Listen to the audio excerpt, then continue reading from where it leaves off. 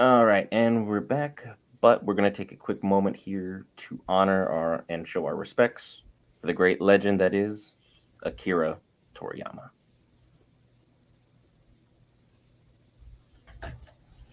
Thank you for everything that he's done. He's blessed us with so many amazing things. He was basically the godfather of anime and brought it to the West. Thank you to everything he's done. That being said, let's get into it.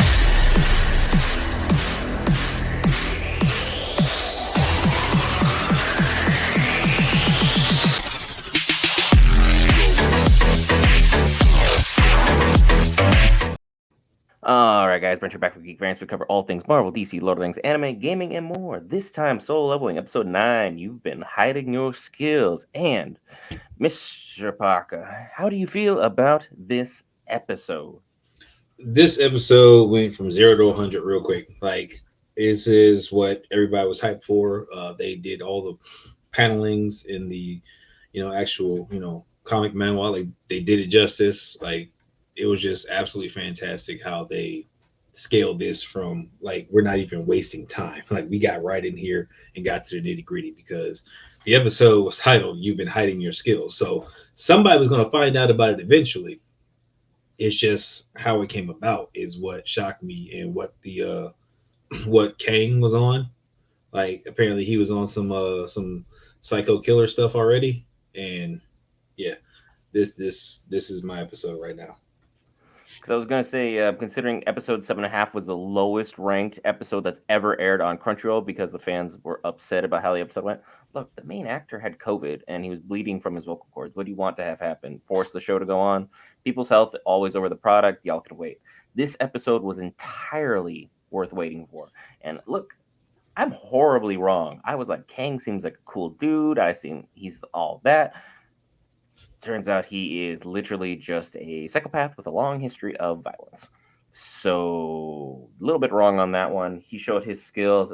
Showing the assassin's skill tree was pretty nice to see. It was a cool flex.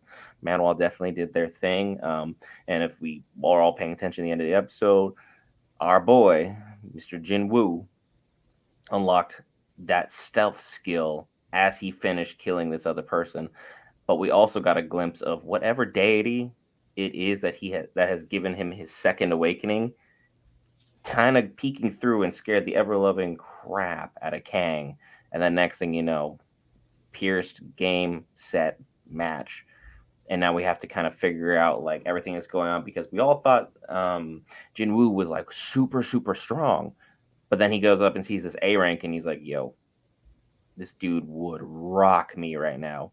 So the fact that an S rank is out here trying to go out and take care of him, we've got some things to worry about. I've got some exciting stories to tell about it. It's going to be off the chain as we go to the finish of this series.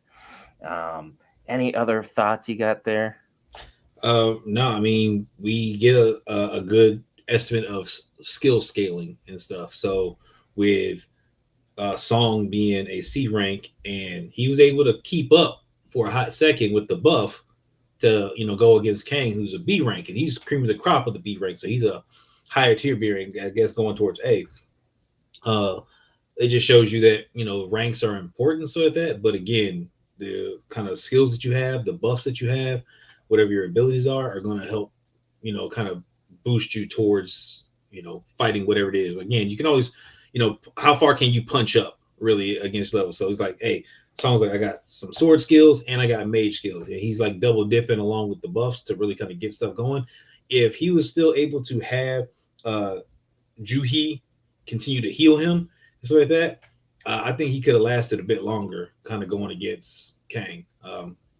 But again, this is kind of what we're going to have to see, because I think eventually we're going to get to a point where um, Jinwoo is going to have to kind of deal with that, and he's going to be in a situation where he's, the subpar rank, so to speak, and he's got to use his whatever skills he's acquired to kind of up his ante a bit more against another hunter at some point. So it's just kind of waiting to see.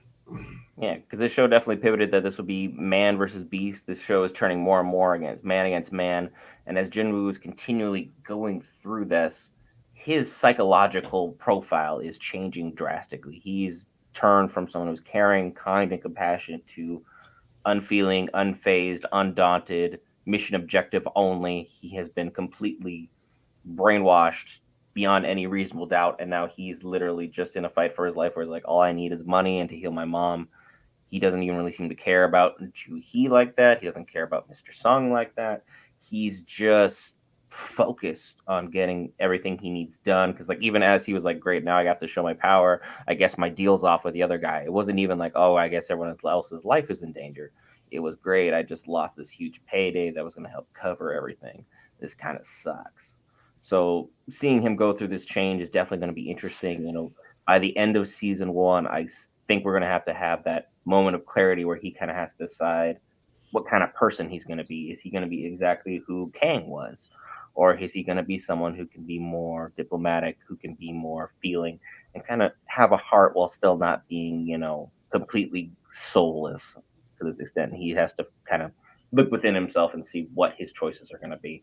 And the show has set things up amazingly. No wonder people were so hyped when they heard this was coming out.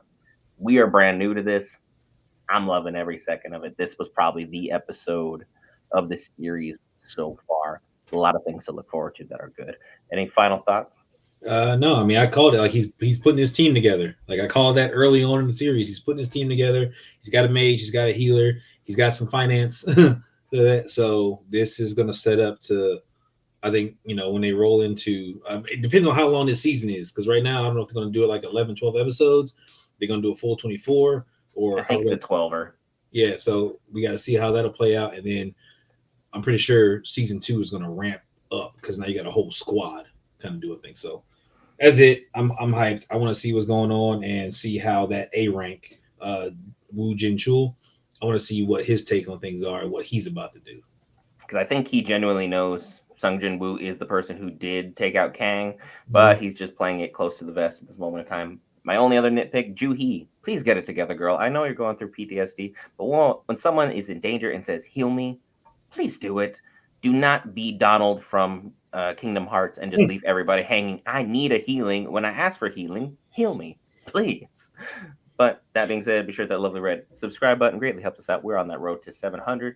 And I will see you guys for Bad Batch Tuesday night at midnight and Thursday, 11 p.m. Well, 11 a.m. Sorry, Pacific Standard Time, 2 p.m.